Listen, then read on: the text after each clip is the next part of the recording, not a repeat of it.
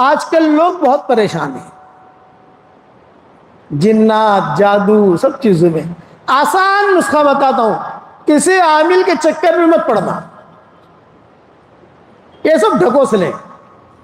اسی لیے میں نے مومن کا ہتھیار لکھی ہے. میری کتاب میں نے جو لکھی ہے وہ اسی لیے لکھی ہے کہ اس میں صحیح صحیح سندوں کے ساتھ حدیثوں کے حوالے سے جتنی چیزیں مجھے ملی الحمدللہ میں نے لکھ دی, اور الحمدللہ ساری دنیا میں اللہ نے اسے قبول بھی کر لیا. مومن کا ہتھیار کتاب آپ کے بنگلور میں بھی ہوگی, گھروں میں بھی ہوگی انشاءاللہ, وہ دیکھ لو آپ. لیکن ایک آسان وظیفہ بتاتا ہوں, گھر کے چاروں کونوں میں روزانہ ایک ایک مرتبہ آیت الکرسی پڑھ کے دم کر دو. یہ عبد الرحمن ابن عوف کا معمول تھا. اس کے حوالے بکھرے موتی میں دیکھ لینا, مجھے اس وقت یاد نہیں ہے لیکن بکھرے موتی میں لکھا ہے میں نے. 4 کونے ہوتے ہیں, جیسے مسجد ہے, ایک کونا وہ ہے, ایک کونا وہ ہے, ایک کونا یہ, ایک کونا ہے. آیت الکرسی 24 گھنٹے میں ایک ایک مرتبہ, تو اللہ مال بھی بہت دے گا, اور انشاءاللہ ایجاد جو بلائیں آلائیں بلائیں آپس میں نا اتفاقی آپس, یہ ساری کی ساری چیزیں اللہ ختم کرے گا.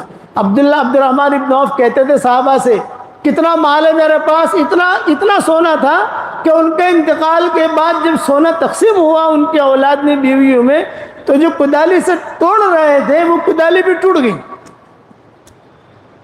اتنا سونا تھا عبد الرحمن ابن عوف کے پاس, اور صحت مند, اور بدن پر بہت بال تھے ان کے.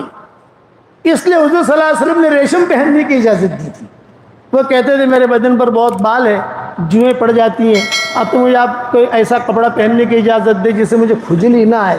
تو اب کہا تو ریشم پہن. وہ اکیلے صحابی ہیں جن کو ریشم کا کپڑا پہننے کی اجازت دی حضور نے.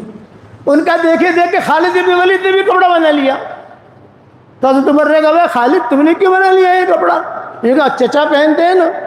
عبد الرحمن ابن عوف چچا کا مطلب بڑے لوگوں میں تھے, چچا کہتے تھے ان کو, یہ چچا پہنتے ہیں. بولے یہ ان کی خصوصیت ہے, تیری نہیں, نکال اس کو, تیری بیوی کو دے. اسے تو نکال دیا خالد بن ولید کے بدن سے.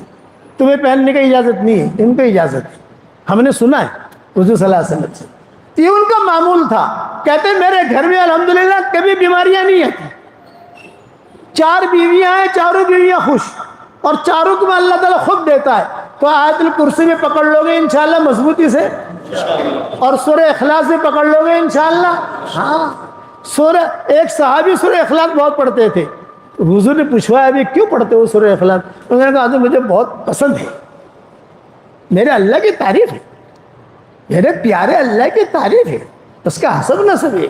آپ نے فرمایا اگر تجھے سورہ اخلاص سے پیار ہے تو اللہ کو بھی تجھ سے پیار ہے.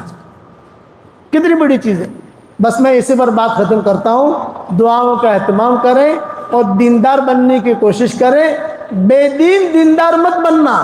ایک جملہ یاد رکھنا, مسلمانوں کو اور اسلام کو جتنا نقصان بے دین دینداروں سے ہوا ہے اتنا بے ایمانوں سے نہیں ہوا, یہودیوں سے نہیں ہوا.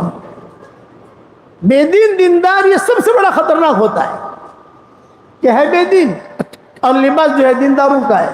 وہ دیندار مت بننا, حقیقی دیندار بننا. کرنے والے اللہ ہے, اللہ ہمیں ترقی دے گا. قرآن شریف کی تلاوت کا اہتمام کرو, درود شریف پڑھنے کا اہتمام کرو. میرا واٹس ایپ کا سبق چلتا ہے, آپ لوگوں کو معلوم ہوگا, یا میرا انسٹاگرام میرے نام کا انسٹاگرام ہے, وہاں جا کے دیکھ لو گے تو آپ کو پتہ چل جائے گا کہ روزانہ ہم کیا بیان کرتے ہیں. 5 منٹ کا سبق ہوتا ہے, سنو اور سن کر آگے بھیجنے کی کوشش کرو گے انشاءاللہ بھائی. اللہ تعالی ہم سب کے چمن کو آباد رکھے, اور ہم سب کو جنت الفردوس میں حضور صلی اللہ علیہ وسلم کے پڑوس میں اللہ ہم سب کو جمع فرمائے. ہر قسم کے روحانی جسمانی مسائل اور وظیفہ کے لیے شکریہ ٹی وی 24 چینل کو سبسکرائب کریں.